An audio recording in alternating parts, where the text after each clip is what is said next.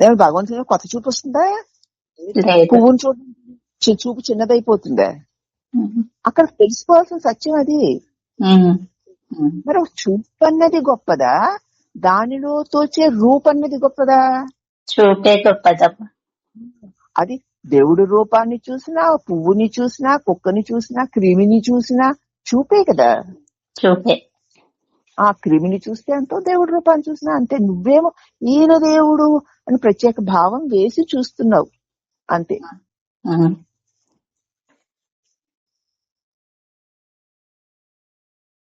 కాబట్టి భగవంతుడి రూప దర్శనం ఎంతో, ఒక పుష్పం కనిపించడం కూడా అంత అద్భుతమైంది.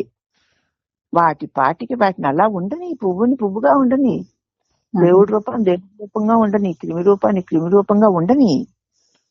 వాటిని గుర్తు తెచ్చుకోవడం ఎందుకు? ఆహా, దేవుడి రూపం ఎంత గొప్పదో, ఆహా ఈ పువ్వు ఎంత గొప్పదో, చిచి అది ఎంత అసహ్యంగా అనుకోవడం ఎందుకు? వాటి పాటికి అలా ఉన్నాయి, వాటిని ఎందుకు గుర్తు తెచ్చుకోవడం? ఆ తర్వాత జ్ఞాపకాలు నీకు ఒక సమస్యగా చేసుకుంటావు. అయ్యో అప్పుడు చూసానే, ఇప్పుడు చూడలేకపోయానే అంటూను.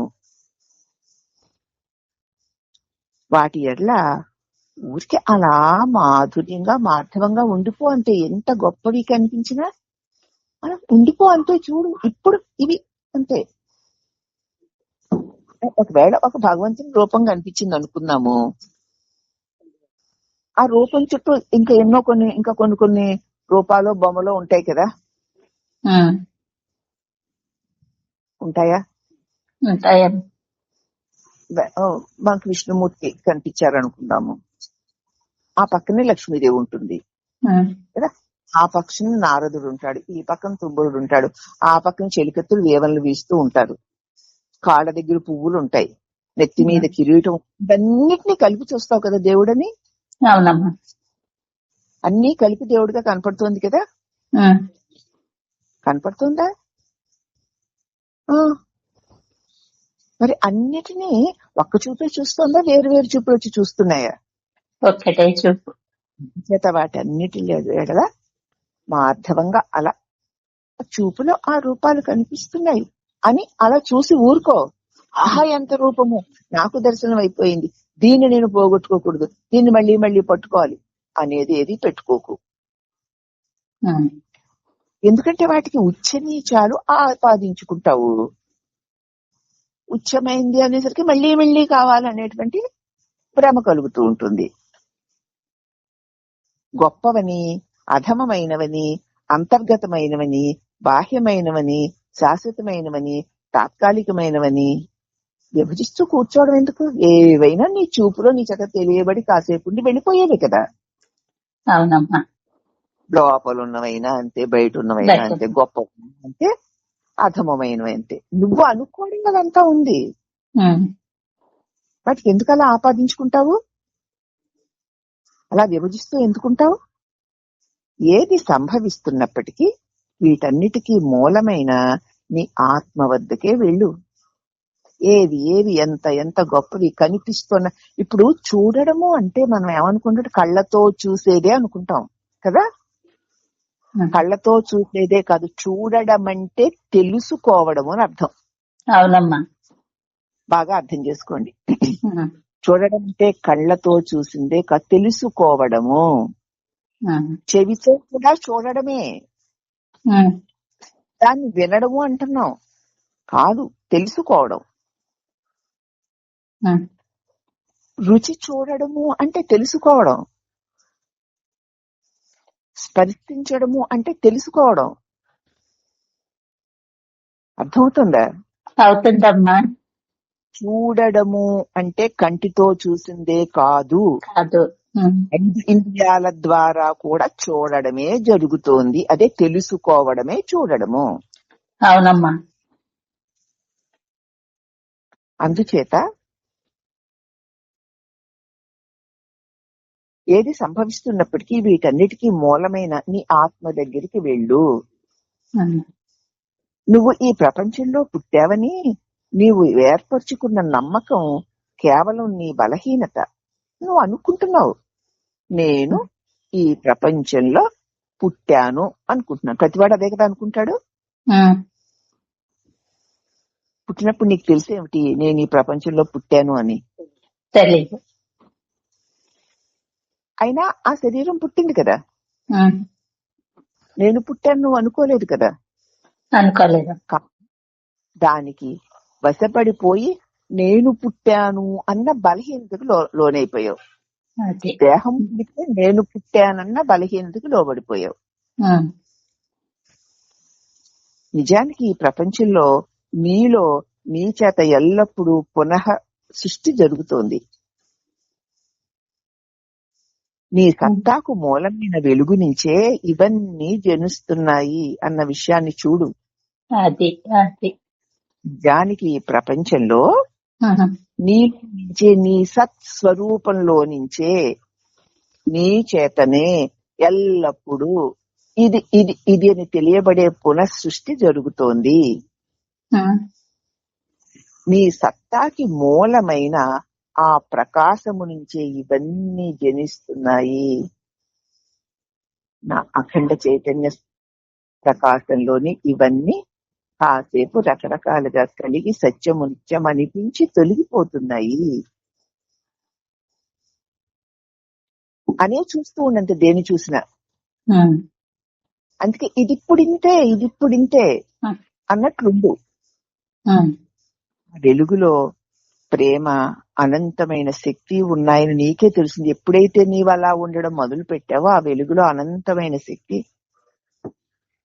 అనంతమైన ప్రేమ నిండి ఉన్నాయని తెలిసినందుకు ఎక్కడ ఏది నాది అని ముడివేసుకోవడం లేదు, ఉమ్, కాదు అని తృణీకరించడం లేదు. అది. అప్పుడు రాగద్వేషాలు లేని అమృతోపమానమైన ప్రేమ ఈ విశ్వం మీద నీలో పొంగి రావడాన్ని నువ్వు చూస్తావు.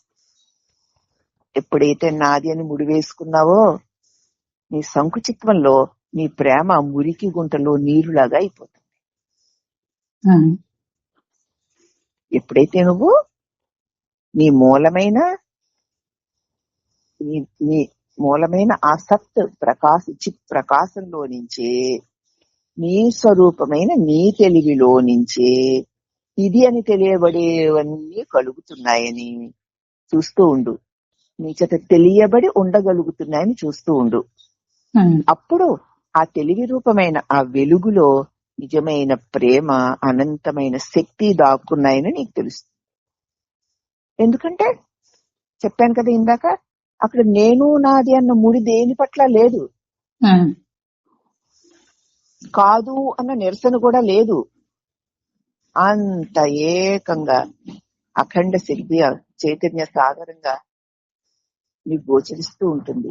అందుచేత నీకు తెలియకుండానే స్వార్థరహితమైన ప్రేమ ఈ విశ్వం మీద నీకు కలుగుతుంది. అది నువ్వు అనుభవపూర్వకంగా గ్రహించే వరకు నేను చెప్పిన మాట నువ్వు విన్న మాటే అవుతాయి. అంతే అమ్మా. అప్పుడు పిచ్చకుడు అంటున్నాడు, నేను ఇక్కడ జీవించి ఉండడానికే నేను చూడాల్సిన అవసరం ఉంటుందంటారా? అయితే ఇప్పుడు నేను ఇక్కడ ఈ దేహంతో జీవించి ఉండడం కోసమే నేను జగత్తుని చూడాలంటారా అన్నాడు. అప్పుడు మహారాజు గారు అంటున్నారు, నువ్వు ఏమిటిగా ఉన్నావో చూడు. అసలు నువ్వు జీవించి ఉండడం నువ్వు అసలు ఎవరిగా ఉన్నావో చూసుకో. ఉమ్, వారిని వీరిని ఏమీ అడక్కు దేని గురించిను. నిన్ను గురించి ఇతరులను నీవు చెప్పనివ్వకు. నిన్ను గురించి నీకు ఇతరులు ఏదో చెప్పాలి అని అనుకోకు. ఇంతకాలం కూడా నిన్ను గురించి నీకు ఇతరులు ఏదో చెబితే అవునా అవునా నిజమా నిజమా అని అదే నిజం చేసుకున్నావు. ఉమ్, నీ నిజ స్వరూపాన్ని ఇతరులు చెప్పిన అభిప్రాయాలతో కప్పేసుకున్నావు ఇంతకాలం. ఉమ్, ఇక ఇప్పుడైనా ఇతరులు చెప్పిన అభిప్రాయాలకి నువ్వు లోబడకు. నిన్ను గురించి ఎవరు నీకు ఏమీ చెప్పక్కర్లేదు. ఇతరులు నిన్ను గురించి నీకు ఏమీ చెప్పనివ్వక అసలు. అది. ఉమ్, నువ్వు మంచివాడివని, నువ్వు ఇలాంటి వాడివని, అలాంటి వాడివని ఇతరులు అనడానికి అవకాశం ఇవ్వకు. నువ్వు చెడ్డవాడివని, ఆనాడు ఇలా చేసావు ఇలా చేసావు అని అనడానికి నువ్వు అవకాశం ఇవ్వకు. అసలు ఇతరులెవ్వరూ నిన్ను గురించి నువ్వు విట్టివాడివని అనడానికి అవకాశం ఇవ్వకు అసలు. ఉమ్, ఇతరులని నిన్ను గురించి నువ్వు ఎవరిని అడగకు, ఎవరి నుంచి సమాచారాన్ని ఆశించకు. ఉమ్, నిన్ను నువ్వు నీలోకి చూసుకుని నువ్వెవరివో నువ్వు గ్రహించు. అప్పుడు నిజం నిగ్గు తేలుతుంది. మార్గదర్శకుడు చెప్పగలిగిందంతా ఇంతే. నీకు దారి చూపించేవాడు ఏమని చెప్తాడు? నిన్ను నువ్వే చూసుకో, నీకంటే అన్యంగా ఉన్న దేనిని నువ్వు పట్టించుకోకు, అన్నిటినీ తెలుసుకునే నువ్వెవరో నిన్ను చూడు, నువ్వెవరో నిన్ను నువ్వు ప్రశ్నించుకో, ఆగు, చూడు అని చెప్పగలుగుతాడు ఆయన. నువ్వు ఆయన చెప్పినట్లల్లా చేసుకుపోతే నువ్వెవరో నీకు తెలుస్తుంది. మార్గదర్శకుడు చెప్పగలిగిందంతా ఇంతే. ఒకరి వద్ద నుండి మరొకరి వద్దకు వెళ్ళవలసిన అవసరం లేదు. ఈయన చెప్పారు కదా, ఆయన అదేం చెప్తారు, ఆయన ఏం చెప్తారని వెళ్లాల్సిన అవసరం లేదు. నిన్ను నువ్వు చూసుకోవడానికి, నీ లోపలికి నువ్వు వెళ్ళడానికి ఇతరులు ఎందుకు నీకు? పోనీ ఇతరులు ఎవరైనా నీ వెనకాతలు నీ లోపలికి దూరి రాగలరా? లేదమ్మా. నీలోకి నీవే వెళ్ళాలి, నిన్ను నువ్వే చూసుకోవాలి, నీలో నువ్వే నిలిచి ఉండాలి, నువ్వు కాని దానితో ఏ విధమైన సంబంధము లేకుండా నిన్ను నువ్వు ప్రశ్నించుకుని నిన్ను నువ్వే పరిశీలనతో చూస్తూ ఉండు. అప్పుడు నువ్వెవరో నీకు తెలుస్తుంది. అది నువ్వే చెయ్యాలి. అన్ని బావుల్లో ఉండే నీరు ఒక్కటే. ఏ బావి సమీపంగా ఉంటే దాని నుంచి నీరు తోడుకోవచ్చు, అవునా? దూరంగా వెళ్ళి ఆ బావిలో తోడుకుంటేనే నీళ్ళా? నీకు దగ్గరగా ఉన్న బావిలోంచి నువ్వు తోడుకు తీసుకోవచ్చు కదా. నిన్ను నువ్వు చూసుకోవడం నీకు దగ్గర, గాని ఎవరో చెప్తే ఎక్కడో ఉందనుకుంటే అక్కడికి వెళ్లి దాన్ని పరిశీలించడం కష్టం కాదు. అవునమ్మా. కాబట్టి నా విషయానికి వస్తే నాలో ఆ నీరు ఉంది. నేను నీటి కోసం ఎక్కడికి వెళ్ళక్కర్లేదు, అది నాలోనే ఉంది. నేను నా స్వరూపమైన నా సహజ స్థితిని నేను పొందడం కోసం నేను నాలోకే వెళ్ళాను. అది నాకు నాలోనే దొరికింది. నీవు కూడా నీలోకి వెళ్తే నీకు దొరుకుతుంది. ఎందుకంటే అందరిలో ఉంది, అందరిలోనూ ఉంది. అది ఎక్కడుందో అక్కడికి నువ్వు వెళ్ళాలి. దాని లేని చోటికి వెళుతున్నావు. నాకైతే నాలోనే అది దొరికింది. నాకు దొరికిన నా నిధి ఏమిటో నీకు తెలుసా? నేనే అన్నారు మహారాజు గారు ఈ వ్యాసంలో. ఇక్కడికి ఇది ముగిసిందమ్మా.